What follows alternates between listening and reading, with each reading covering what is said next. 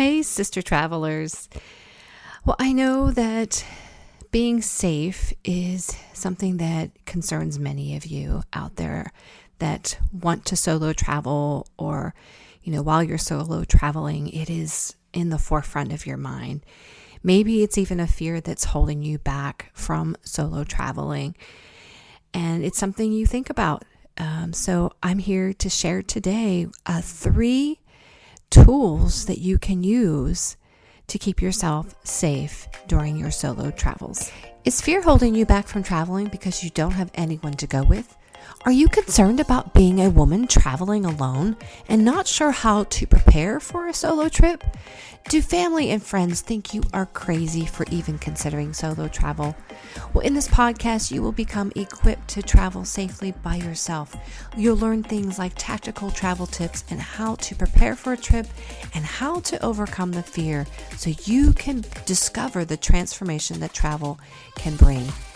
My mission is to see more women over 50 discover how travel can empower them. If you want to enjoy your next travel adventures solo, then start your journey here. Hello, sister travelers. I'm Cheryl, solo travel advocate and travel coach. I have experienced life-changing adventures through travel, and I want the same for you. So stay tuned here every week, and you will learn to find freedom through your travels, build your confidence while safely navigating new places. Well, safety as a female solo traveler is important, and we want to make sure that we feel safe and confident when we are alone. So there are some wonderful gadgets out there that you can take with you, but today I'm going to share some internal or intrinsic tools that you have at your disposal, no matter where you are or what you're doing, whether you're traveling solo, internationally, or even somewhere locally. So these 3 things are something I want you to consider and remember that you have at your disposal. We want to keep you safe. We want to encourage you to get out there and solo travel. And these tools are going to help build that confidence, especially as you start to utilize them, even in your day-to-day life. You'll become more confident knowing you can do this. You can take that leap. You can be courageous and go on that adventure. So this first item, this tool, this internal tool that we have is our eyes. Our awareness of our surroundings is super important. As you're traveling into unknown spaces, places you've never been before, things that are unfamiliar, you need to use your eyes to assess the situation, to look around. Don't have your face in your phone the whole time. You need to be scanning the horizon. You need to be looking at people, watching people wherever you go, and looking at the surroundings. See what's happening, what's going on around you. And this is a great tool. I've been often told that I have this great tool, and I think it's because in college and being a creative, I like to just people watch. I like to watch.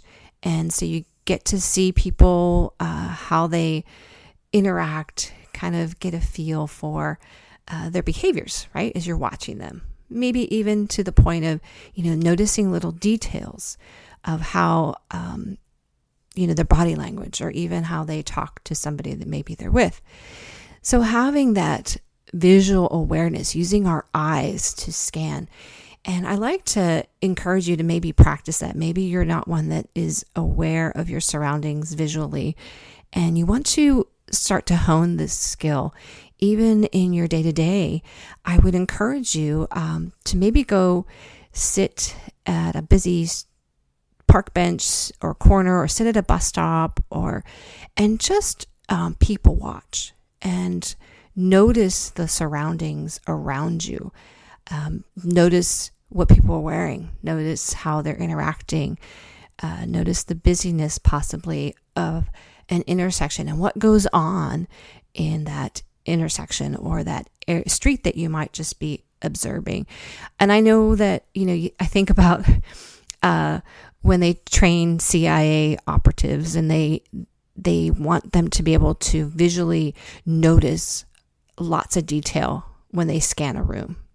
And that's kind of the idea I'm getting here. Like they'll even quiz them and say, well, what color was that gentleman's shirt? And to the little details.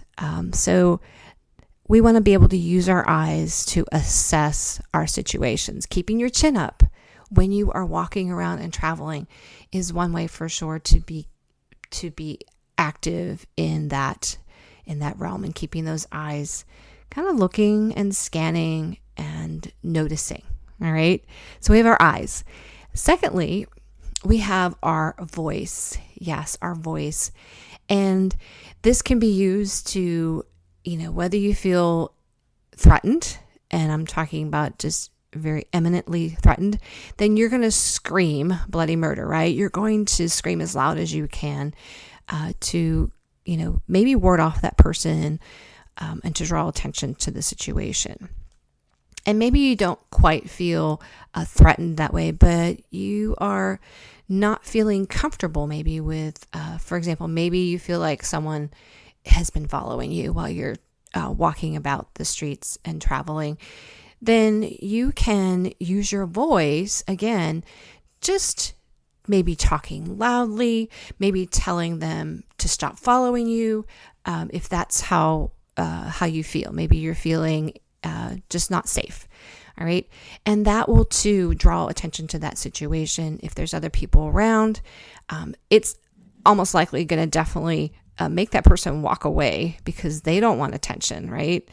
And they're going to, that's going to diffuse that situation. Or there's other people that I'll be watching that would be witnesses to that. So using your voice.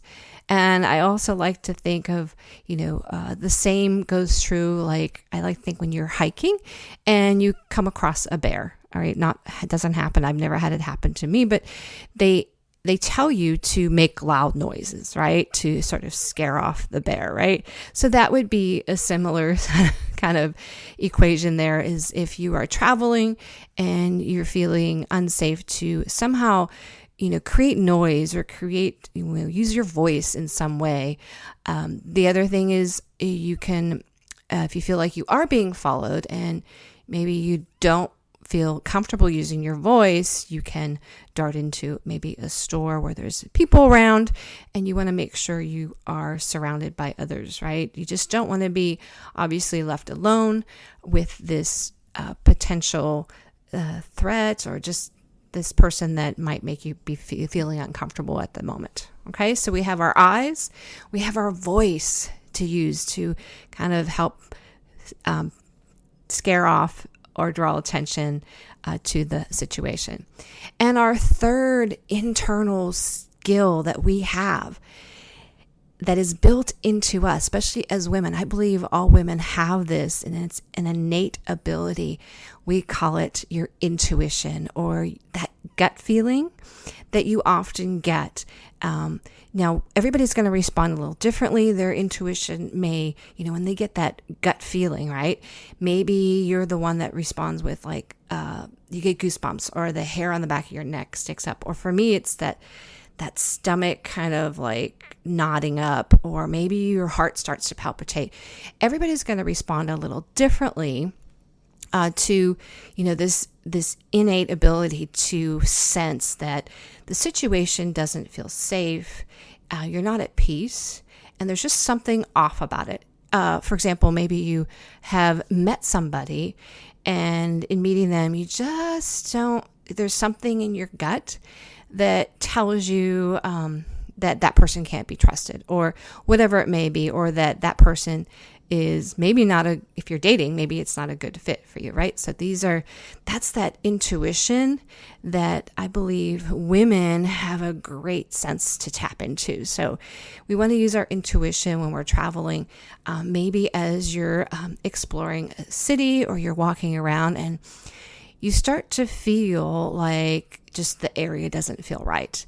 That's going to be your intuition telling you that you need to turn around and maybe get out of that situation. Or maybe you walk into a store, and maybe you're the only one in the store with that store owner, and there's something about it that just doesn't feel right, then you need to walk out. You need to leave that store. So pay attention to your intuition, because most of the time it is right. And there have been times when I have ignored that gut feeling and have regretted it. So listen to it, leave the situation that's making you feel uncomfortable, walk a different direction, and get yourself to a place where you feel safe, you feel at peace, and listen to that. So we have these 3 wonderful tools that are built into us that we can take wherever we go. There's no props needed. We don't need to remember to take any kind of gadgets with us. And these go with us wherever we go. And that's the beauty of thinking about these 3 intrinsic tools or skills that we can use to help keep us safe.